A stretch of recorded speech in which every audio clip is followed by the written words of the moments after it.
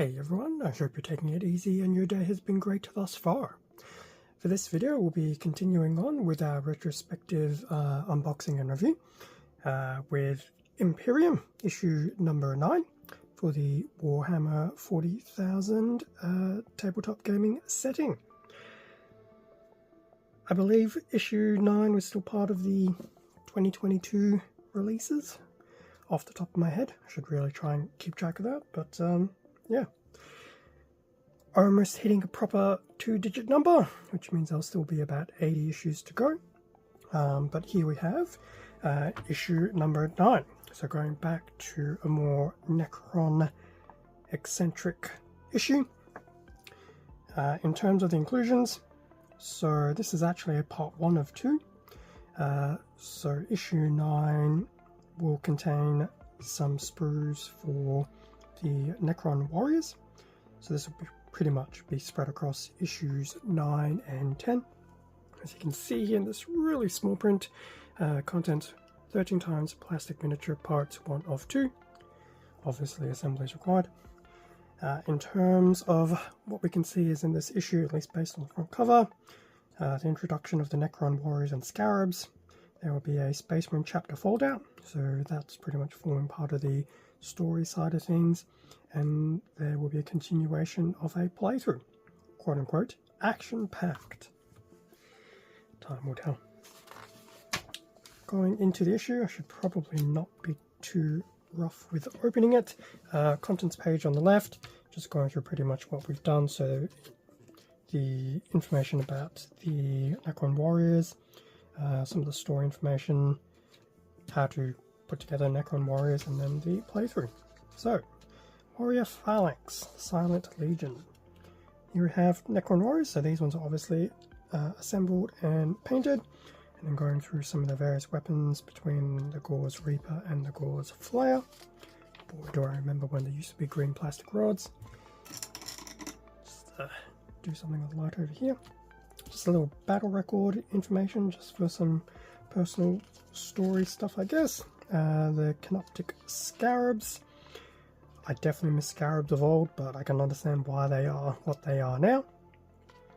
So obviously some information about those. They do look cool though, but I will admit I do prefer the original ones. And obviously it's been a while since I've had these around, so some of the pages have become quite loose, but once again another battle record for the Scarabs. Into the story information, going through the Ultramarines, not too surprising there. So what do we have here? Ultramarines, Courage and Honor, so the Victrix Guard, some story information which I won't go through verbatim, and obviously this Porsche is probably going to start peeling itself away, and as we go through it, some information about different battle brothers within that squad. What do we have here? Age of Witches, Warp Powers Abound, so probably some information about Psychers and some of their potential. Psychers, there you go. Sanctioned Psychers, Alien Psychers, Chaos Psychers.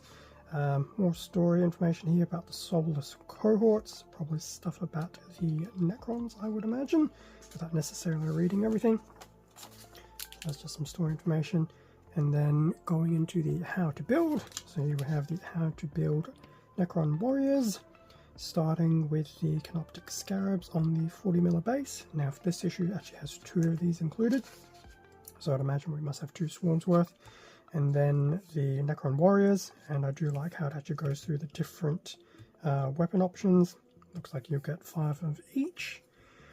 I'm assuming there's probably no disadvantage to having 5 and 5. At least compared to back in my days when there probably was, because everything had a points cost. And then going through the build instructions of the Necron warriors on the 32mm bases. So we've got 1, 2, 3,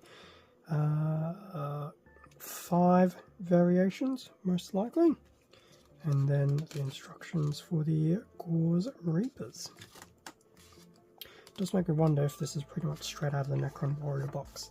If so, I'll just try and find some online instructions as opposed to having to keep this on me. But there you go, finished models. And as I mentioned at the beginning, this will be spread across issues 9 and 10. So definitely keep that in mind, which is why I want to do this review now, so I can pretty much get issue 10 recorded and get these off the runners. Sprues. interchangeable. Anyway, playthrough. Duel in the Depths. So we're back to our Ultramarines versus Necrons. What does this appear to be? It looks like it's a leaders clash. So the Primaris Captain and the Necron Overlord clash. In terms of the actual setup, so it looks like we'll have the Overlord and the Royal Warden, and the Primaris Captain and the Primaris Lieutenant, all in opposite corners. From a rules perspective, just going through the data sheets of the 4 units involved. Obviously some extra information about your wound tables, your weapons and the fight sequence, which obviously is a good thing to read through if you're still trying to get used to the sequence of events. Turn 1 for the Necrons, so it's pretty much a combination of both movement and shooting. Shooting will obviously be the Warden, and poor Primus Lieutenant looks like he's already taken some wounds. And then we have here, the Necron's pretty much going into a close combat phase. And there does seem to be some wounds on both sides. Going into the Space Marine phase, Lieutenant has moved and tried to shoot. Doesn't look like the Warden has been damaged. And doesn't seem to crash out the corner over here either. And then just wrapping up that Space Marine turn 1. Interesting. Poor Lieutenant looks like didn't last very long either. I can imagine if this one played out, it would probably be a win for the Necrons. Probably a good thing they only do a round or 2. So that's the playthrough, and then as usual, pretty much just some promotions for the Imperium subscription magazine.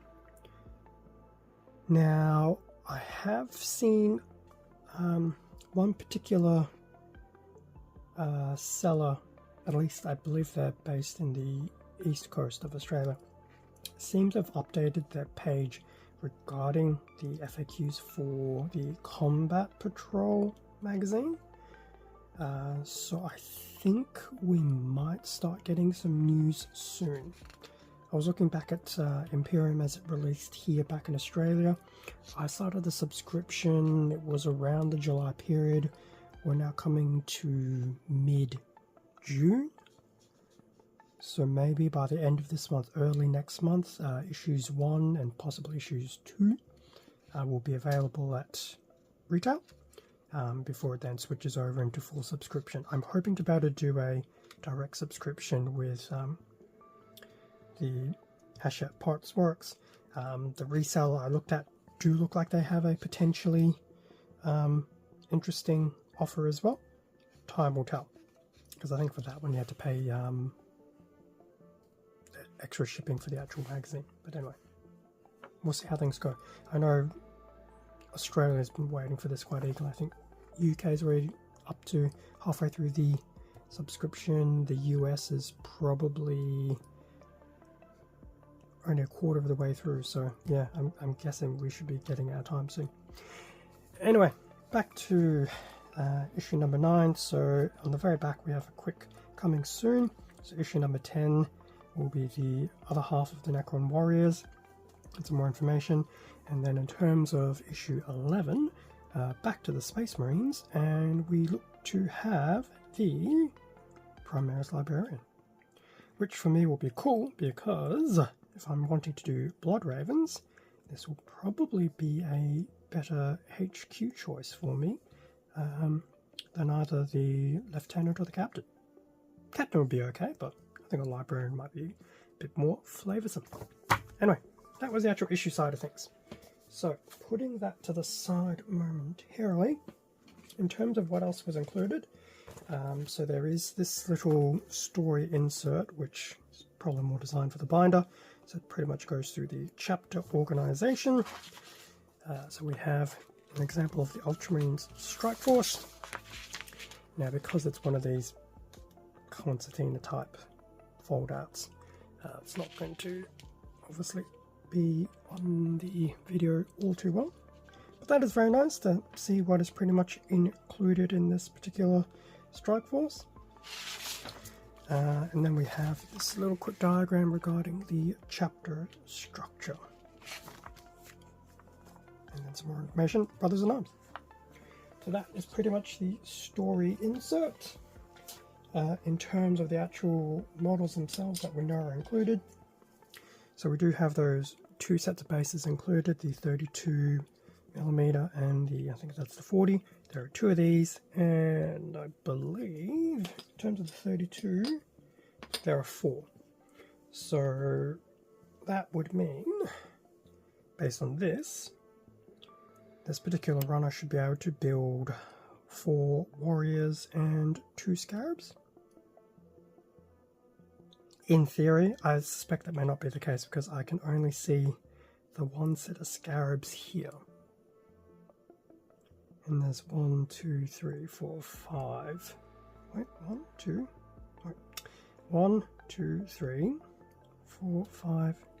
There are actually 6 bodies on this sprue. So there you go. Definitely keep in mind, just because there's that number of bases here, does not equate to actual build. But here's a bit of a close-up of the sprue.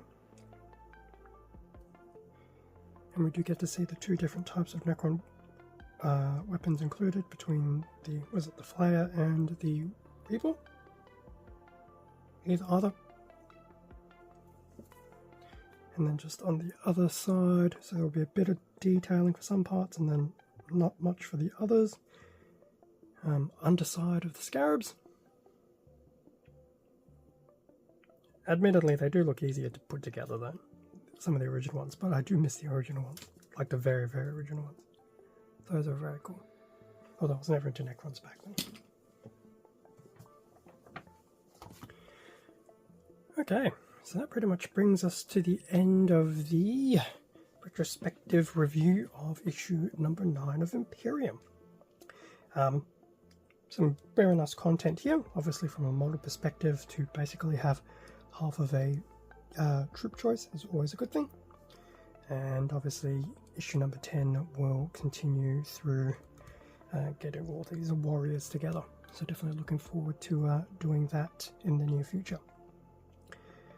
Obviously with these retrospectives, just trying to keep it to once a week at the end of the week. Anyway, leaving it there. It's pretty much covered everything. Thank you very much for watching this retrospective video. Feel free to leave a like, comment, subscribe if you enjoyed the content. This does help support the channel. Do appreciate it. Extra content can be found on my Instagram, link in the description. Otherwise, same handle as the channel. As I keep saying, the 40k stuff is progressively building up, but I'm still very hesitant on the painting side of things, which is why I haven't put too many things together, just because I haven't really decided if I'm doing full build or sub-assembly. In terms of painting, I used to be a sub-assembly type person back in the day. We'll see. I haven't actually got a chance to paint anything yet. With that being all said, stay safe and take care, and I'll catch you all in a future video, which will either be issue number 10 of Imperium, some of the other 40k stuff on the channel, or just something else in general on the channel. Until the next time, see ya.